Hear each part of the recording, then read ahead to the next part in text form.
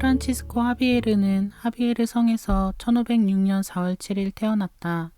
하비에르 성은 북스페인에 있는 팜플로나에서 40km가량 떨어진 곳에 있다. 그의 어머니 마리아드 아즈필구에타는 당시 42세였고 54세였던 그의 아버지 요한 드 하수 박사는 나바라 왕궁 최고의회의 의장이요 재무장관이었다. 마리아 부인과 요한 박사에게는 자녀가 5 있었다.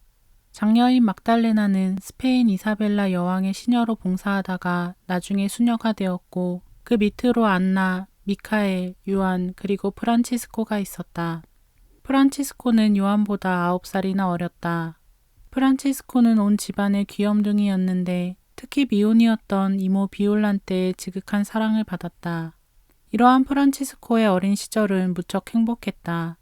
울창한 숲에 둘러싸여서 푸른 들을 내려다보고 서있던 하비에르 성은 그 아름다운 종탑들과 함께 오아시스란 말 그대로 평화스러움 그 자체였다. 성 안에 있는 가족 성당에는 실물 크기의 십자 고상이 있었다. 붉게 물든 상처와 붉어져 나온 갈비뼈, 수그러진 머리, 감긴 눈, 벌려진 입과 무서운 가시관 등 십자가에 달려 계신 분의 이러한 모습은 어린 프란치스코의 마음속에 깊은 인상을 남겼고 그의 어머니는 종종 이 고상 앞에서 예수님의 이야기를 들려주곤 했다. 또 성모님과 다른 성인들에 대한 깊은 믿음과 기도는 이 가문의 신앙생활의 중요한 요소를 이루었다. 근방에 있던 본당에서는 여러 명의 사제들이 매일 주님을 찬미하는 기도를 노래로 바쳤고 주위 백성들의 영신적인 면을 돌보아 주고 있었다. 하비에르의 영주들은 이 사제들의 영적 생활을 안전하게 보장하기 위하여 일련의 규정을 마련하여 정기적으로 희사를 했고 사제들 또한 하비에르 가문의 번영을 위하여 기도해야 했다.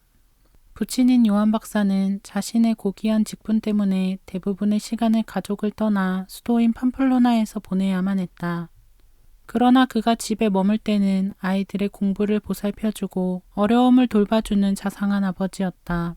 아버지를 영웅으로 존경했던 어린 프란치스코는 자신도 언젠가는 아버지처럼 훌륭한 사람이 되어서 큰 영예를 누리게 되리라는 꿈을 가지고 있었다.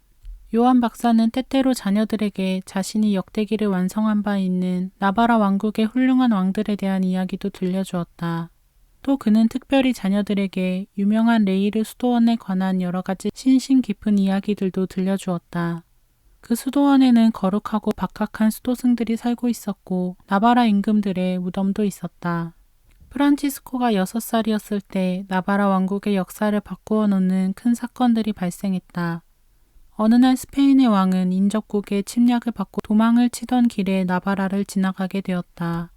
그 왕은 작은 왕국 나바라에 눈독을 들이게 되었고 갖가지 핑계로 나바라를 정복해서 자기 나라로 합병시켜 버렸다.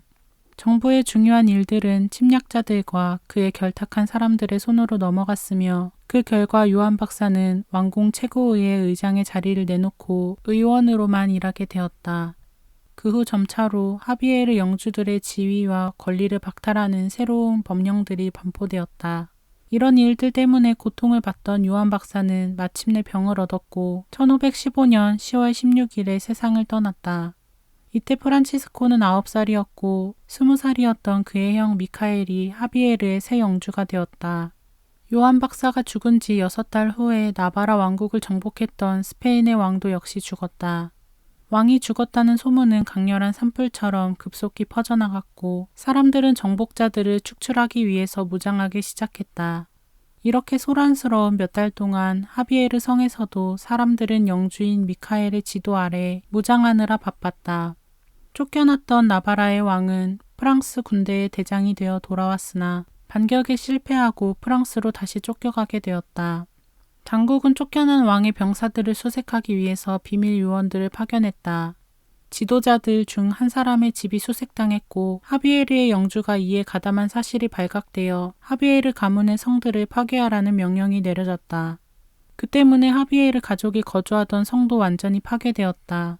성을 파괴하기 위해 파견된 군인들은 가족들이 거처하는 곳만 남겨놓고 성을 완전히 파괴하는 데에 10하루를 소비했다. 저 세상으로 간 남편이 손수 지휘하고 중축하고 손질했던 성의 여러 건축물들이 파괴되는 것을 본 불쌍한 어머니의 고통은 상상할 수도 없는 것이었다.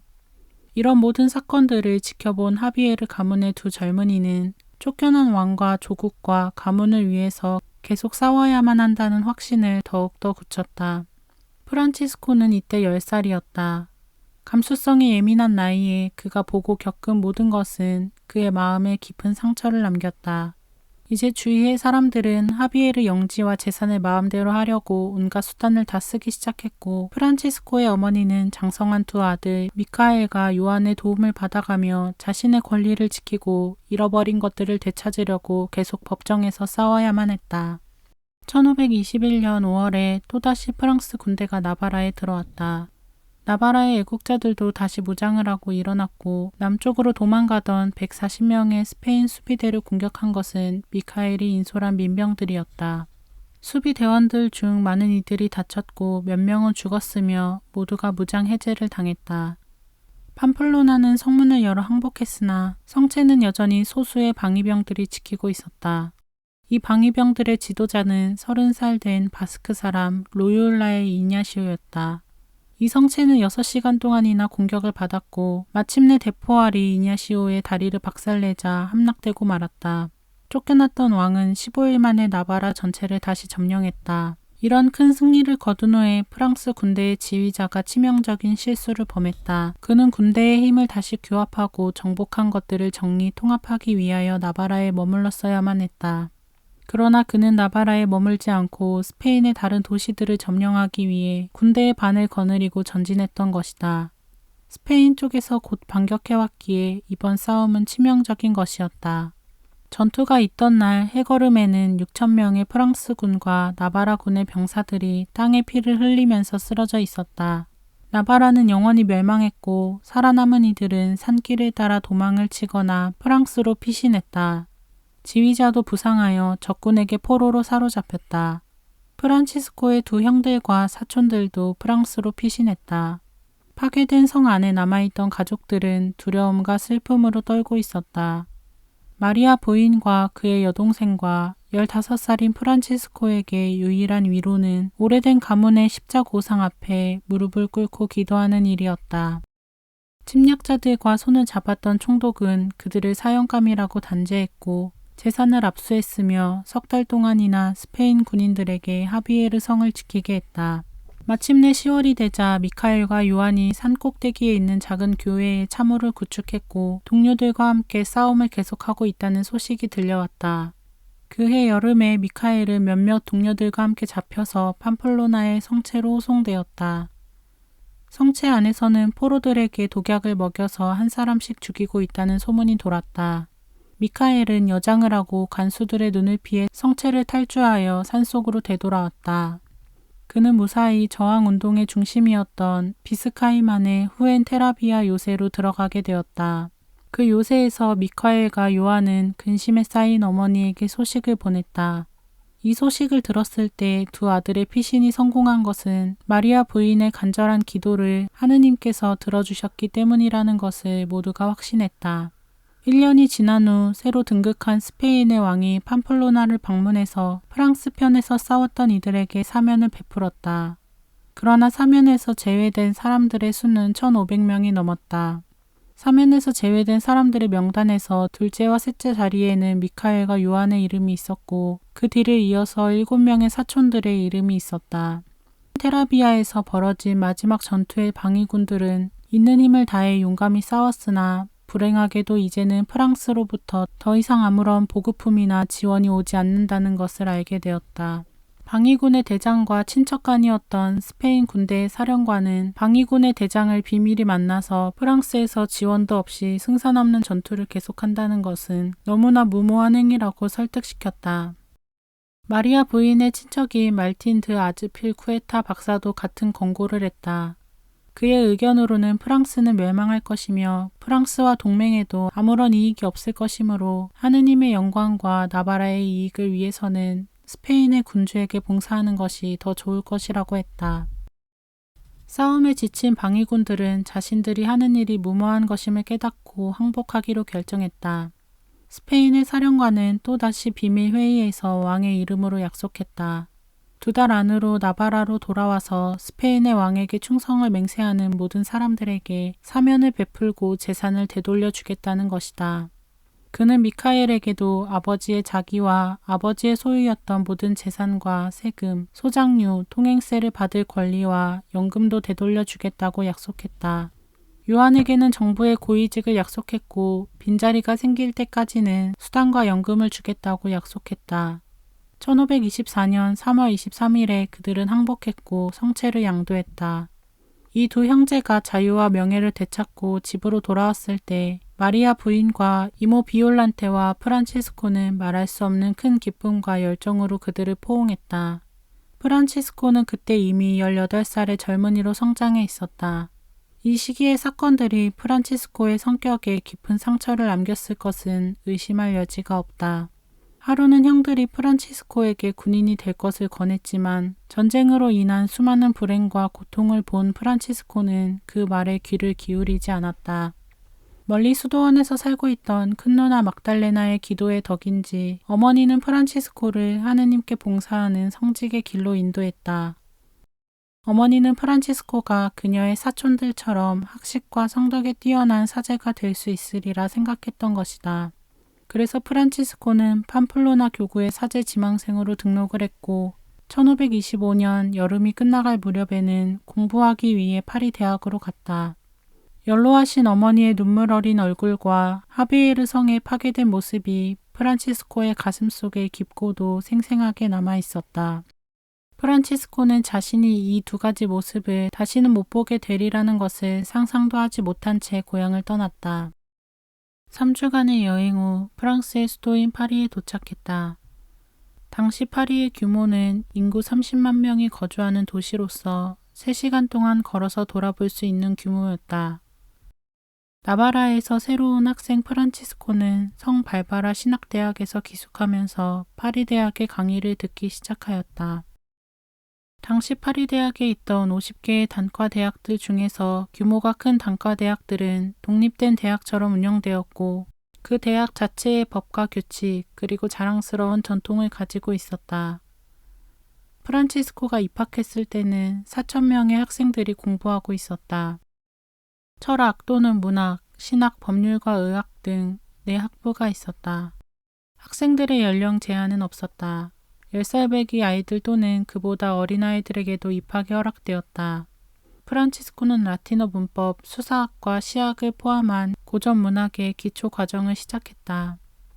성 발바라 신학대학에는 약 200명가량의 학생들이 있었고 학장은 포르투갈 사람인 구베이아 박사였다. 프란치스코는 다른 이들과 방을 함께 썼는데 한 명의 학생감이나 젊은 교수도 함께 지내야만 했다. 새벽 4시에 기상종이 울렸다. 겨울에는 상급생이 돌아다니면서 아직도 졸면서 꾸물거리는 학생들을 깨우고 각 방에 불을 켰다. 아침 기도를 마친 후 첫 수업은 5시에 있었다. 6시에는 교목 신부님이 미사를 드린다. 학생들은 책 보따리를 손에 든 채로 학생감들의 감독 아래 미사에 참여한다. 미사 후에는 간단하게 조반을 먹는다. 8시부터 10시까지는 수업이 계속되었는데 교수님이 가르쳐준 것을 더 잘 이해하고 기억하기 위해서 복습과 질문과 토론을 한다.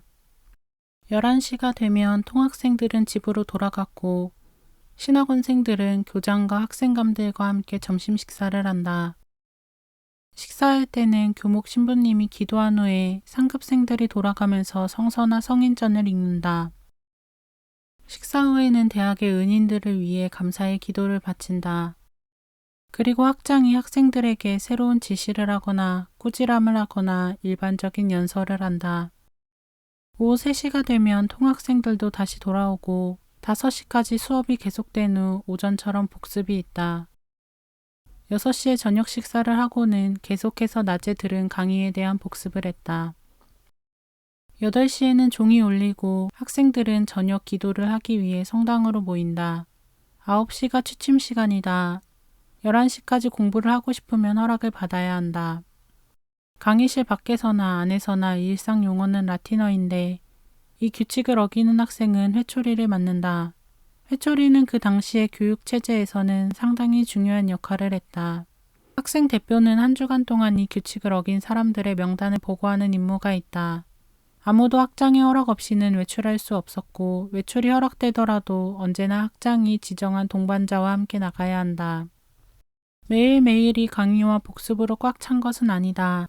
화요일과 목요일에는 오후 수업이 끝난 다음 실내에서 게임을 하거나 교수와 함께 산책을 나가기도 한다. 일요일 아침에는 수업 대신 토론이 있다. 프란치스코는 이런 학교 생활을 앞으로 11년 동안이나 해야만 한다. 그는 이러한 수업과 토론의 흐름에 쉽사리 잘 적응했다. 그는 천성적으로 친절해서 학생들 사이에서 인기가 좋았다. 학생들은 곧잘 그와 함께 운동하기를 원했고 높이뛰기에서 그는 모든 이들의 영웅이 되었다. 파리 생활의 첫 해가 끝나갈 무렵에 프란치스코의 마음에 깊은 충격을 남긴 두 가지 사건이 있었다. 그 하나는 라틴어 교수가 성병으로 사망한 것이었다. 학장이 없는 얼마 동안에 그 라틴어 교수는 몇몇 학생들과 함께 밤중에 담장을 뛰어넘어 악의 소굴을 찾아가 방종을 즐겼던 것이다. 이러한 죄에 빠진 생활은 즉시 범죄자의 얼굴에 분명히 드러났던 것이다. 이러한 죄의 응보를 본 프란치스코는 그와 비슷한 죄로 떨어지는 일이 절대로 없을 만큼 깊은 인상을 받았고 그런 행동을 멀리했다. 또 하나의 다른 사건은 22살의 프랑스인 학생이 교수형을 당해서 죽은 것이었다. 그 학생은 저명한 파리 가문의 아들이었으나 6살 때 고아가 되었다. 그는 사방에서 문제를 일으켰고 3명의 죽음에 관련이 되어 있었다. 국회는 대학의 특권과 친척들의 압력에도 불구하고 범죄자를 처벌하라는 판결을 통과시켰던 것이다. 1526년 10월 1일 라틴어 시험을 통과한 프란치스코는 다른 교수의 지도 아래 철학 공부를 시작하였다. 프란치스코는 베드로 파벨이라는 학생과 함께 그 교수의 방에서 기거하게 되었다. 베드로는 프란치스코보다 6살 아래였고 프랑스 알프스의 산촌에서 태어났다. 그는 성품이 따뜻하고 친절하고 정직해서 누구하고나 친하게 지내는 터였다. 그도 사제가 되기 위해서 파리로 공부하러 온 것이다. 그와 프란치스코는 곧 아주 절친한 친구가 되었다. 프란치스코가 새로 시작한 철학 과정은 3년이 걸리는 것이었다. 그는 처음 2년 동안에는 논리학을 공부했다. 이것은 학생으로 하여금 오류나 자가 당착이 없이 분명한 개념을 가지고 자기를 표현할 수 있는 능력을 갖게 해주고 실패도 체험하게 해주려는 것이었다. 신진 변호사들처럼 논리학을 공부하는 학생들은 식사 전이나 식사 동안이나 그 후에도 끊임없이 토론과 논쟁을 즐겼다. 1529년 초에 프란치스코는 그의 첫 번째 중요한 시험에 통과하여 문학사 학위를 수여받았고 친구들과 함께 조촐한 축하연을 가졌다. 그해 7월 머나먼 고향 하비에르 성에서 프란치스코의 어머니가 세상을 떠났다. 어머니의 죽음이 그의 일생에 어떠한 고독감을 가져다 주었는지를 상상하기는 어려운 일이 아니다. 뒤이어 3학년이 된 그는 과학, 물리학, 수학, 천문학을 공부했다. 이 기간 동안 그는 철학 석사 학위를 받기 위해 공개 시험과 비밀 시험을 치렀다. 이 시험에서 그는 그 지역 전체의 수험생 중에서 최고 득점자의 영예를 얻었다. 한 가지 더 필요한 것은 문학 석사 학위였다. 그러나 프란치스코에게 더욱 걱정되는 것은 문학 석사 학위 취득을 위해 필요한 행사들의 경비를 조달하는 일이다.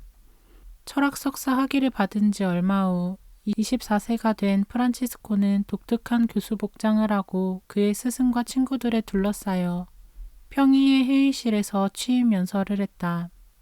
연설이 끝나자 시험관은 배석한 교수들에게 프란치스코 드 하비에르에게 문학 석사의 사각모를 씌워주는 것이 합당한지를 물었다.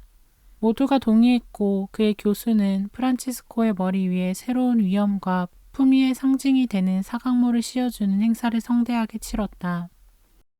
이제 그는 대학 교수가 되었고 파리의 어느 단과 대학에서든지 학생감으로서의 자격을 가질 수 있게 되었다.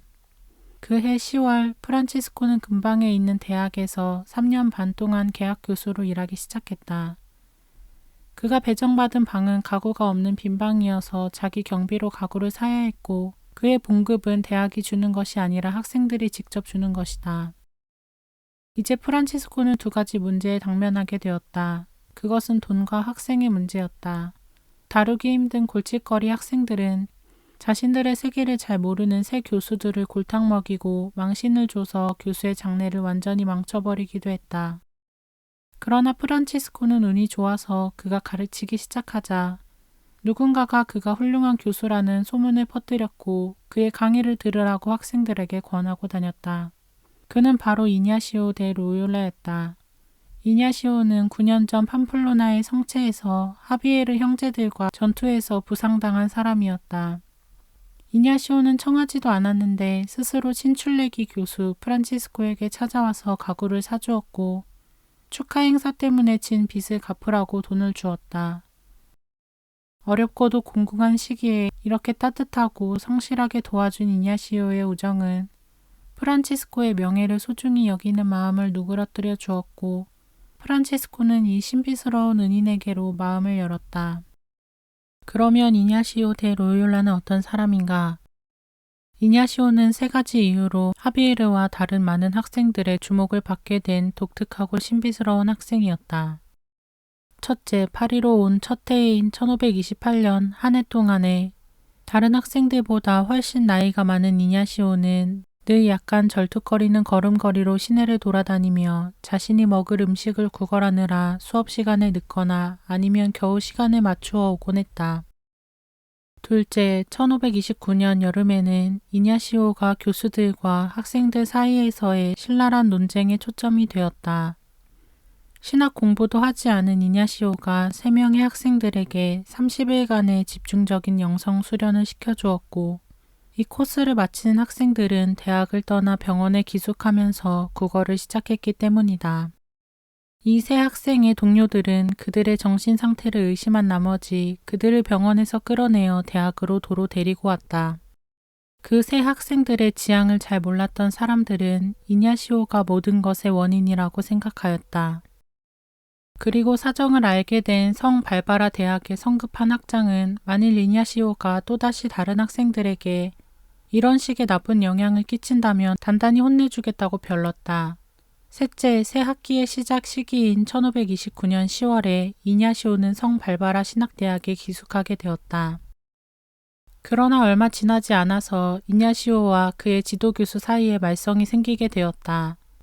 이냐시오가 주일 아침에 다른 학생들과 함께 복습을 해야 하는데 근처 성당에 가서 영성체를 했기 때문이다.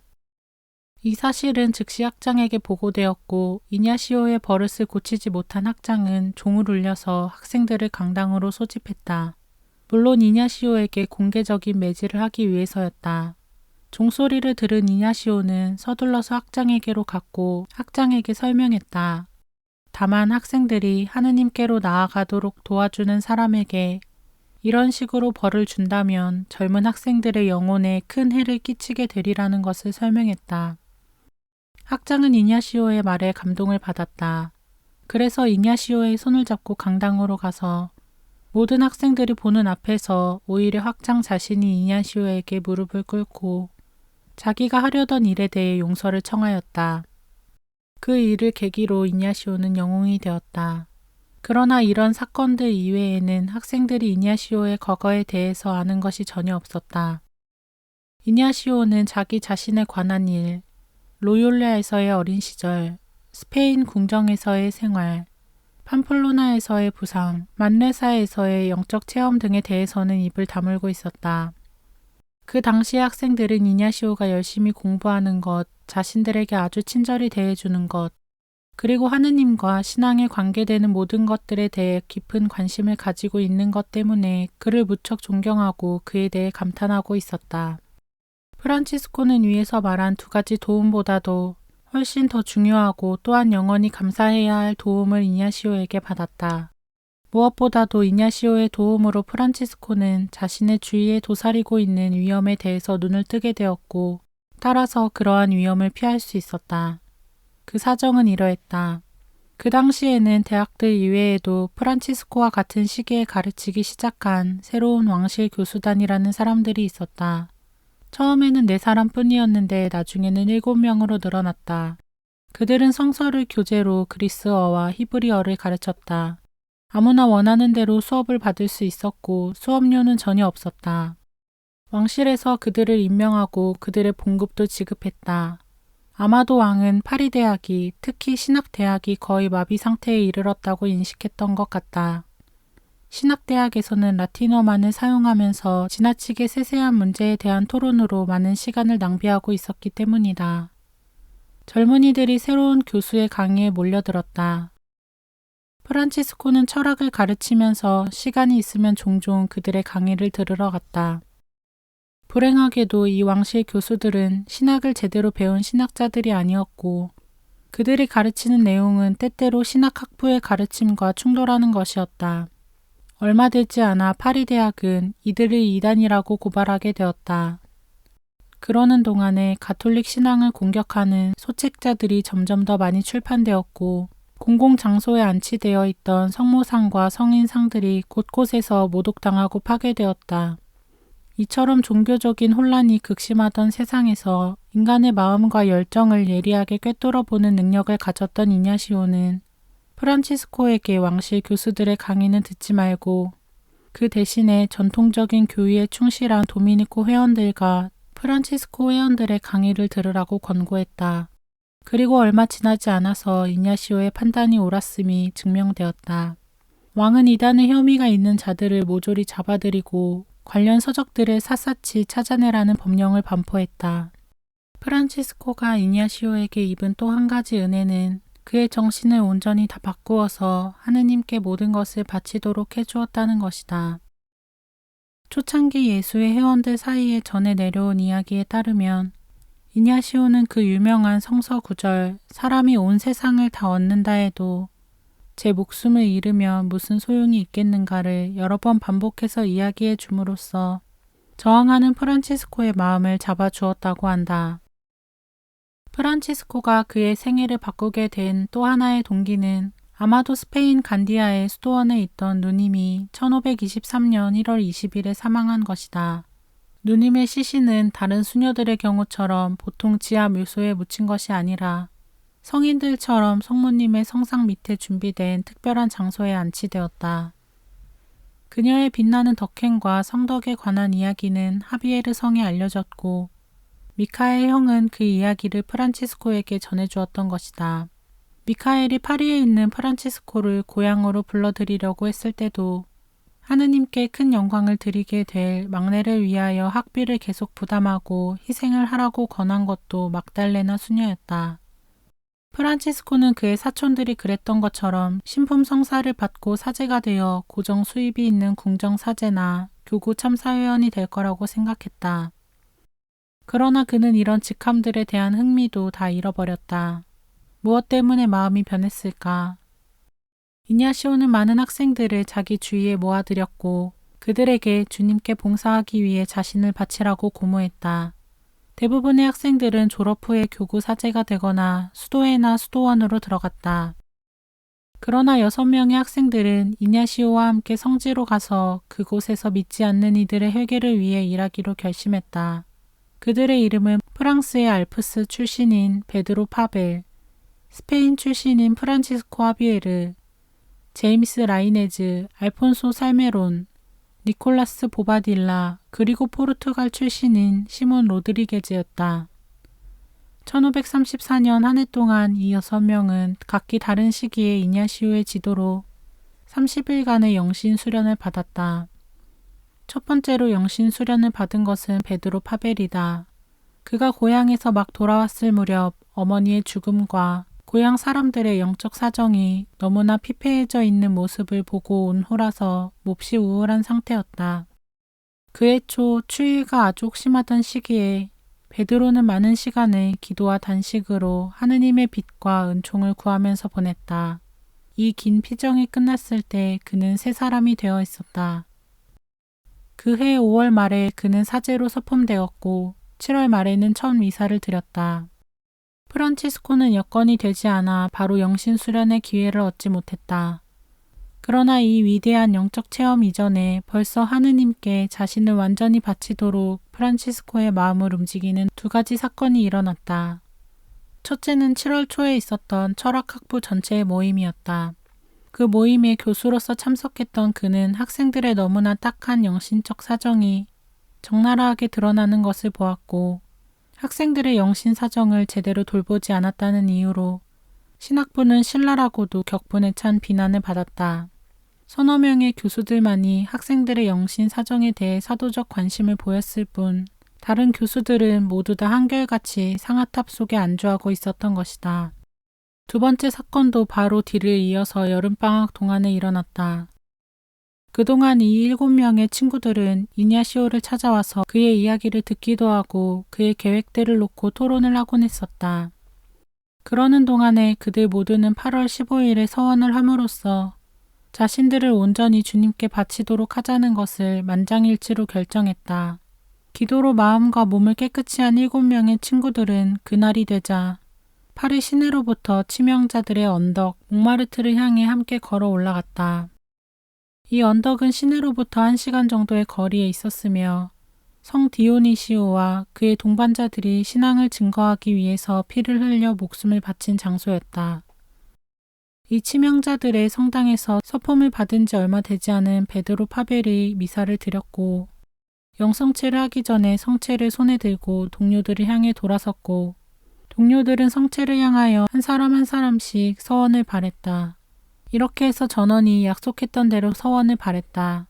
그들은 공부를 마친 후에는 성지로 가서 그곳에서 영혼들의 구원을 위해서 일하겠다고 서약을 했다.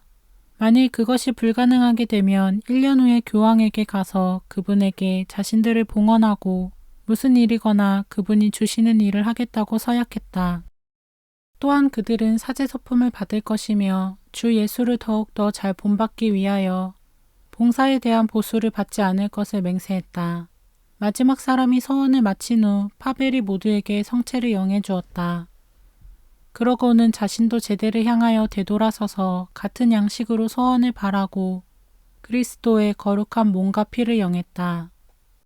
이렇게 서원 예식을 마친 후 나무 밑에 앉아서 가지고 온 음식을 즐겁게 나누면서 하느님을 섬기고 영혼들을 구하는 일을 하고 싶은 그들의 열절한 마음을 서로 나누었다. 저녁에 그들은 즐거운 마음으로 걸어서 그들의 대학으로 돌아왔고 주님 안에 진정한 친구들로서 깊은 일치를 느꼈다. 이 검소한 예식이 예수의 창립은 아니다. 그러나 사다리의 첫째 단계로서 이냐시오에게는 하나의 커다란 성취였고 프란치스코와 다른 이들에게는 그들 생애의 새로운 장이었다. 그 다음 달 9월 프란치스코는 30일간의 영신 수련을 했다. 그는 어떤 집에 혼자 머물렀고 묵상의 주제를 주고 설명해 주기 위해서 이냐시오만이 그를 방문했다. 30일간의 영신 수련은 4부로 나뉘어 있고 이 4부는 서로 연결되는 것이다. 주요 강조점은 어떤 식으로든지 자신을 하느님께 바치도록 이끌어주는 것이다. 프란치스코는 이 도전을 받아들였고 나흘 동안 전혀 먹지도 마시지도 않았다. 자신이 우수한 뛰기 선수였음을 과시하고 뽐냈던 과거의 허영심을 보속하기 위해서 그는 이틀 동안 자신의 다리를 끈으로 단단히 묶어서 지독한 고통을 받았다. 이냐시오와 프란치스코는 최고의 피정 지도자이며 최고의 피정자였다. 이 피정 이후에 프란치스코의 전 생애와 사도직을 보면 우리는 이냐시오가 이 피정 동안에 프란치스코에게 어떤 영향을 끼쳤는지 알 수 있다. 후에 이냐시오에게 편지를 쓸 때면 프란치스코는 무릎을 꿇고 썼다. 이냐시오의 편지를 읽은 후에는 이냐시오의 서명을 오려내어 로켓에 넣어서 목에 걸고 다녔다. 프란치스코에게 이냐시오는 언제나 친해야 하는 내 영혼의 아버지였다. 10월 초에 프란치스코는 신학 과정을 시작했다. 그는 피정 동안에 그처럼 강력하게 체험했던 주님에 대해 가능한 한 많이 알고 싶어서 열심이었다. 같은 달 18일 일요일, 파리 시내의 모든 거리가 미사 성제와 거룩한 성사들을 공격하고 비방하는 벽보로 가득 찼다. 왕의 침실 문에까지 벽보가 붙어 있었고 신앙을 공격하는 소책자까지도 들어와 있었다. 비슷한 벽보들이 프랑스의 다른 도시들에도 동시에 나붙어 있었다. 마침내 왕은 종교개혁의 위험이 자신의 코앞에까지 닥쳐왔다는 것을 깨달았다. 만일 종교개혁이 일어난다면 당시 독일에서 그랬던 것처럼 자신의 왕자도 왕국도 망하리라는 것은 불을 보듯 뻔한 일이었다. 의회와 대학이 사태 수습을 위한 조처들을 취했다. 프란치스코와 다른 6명의 동료들이 영원한 왕이신 예수 그리스도께 자신들의 충성을 보여주기 위해 이 일에 협력을 아끼지 않은 것은 당연한 일이다. 오래지 않아 범죄자들은 체포되어 공개적으로 처형되었다.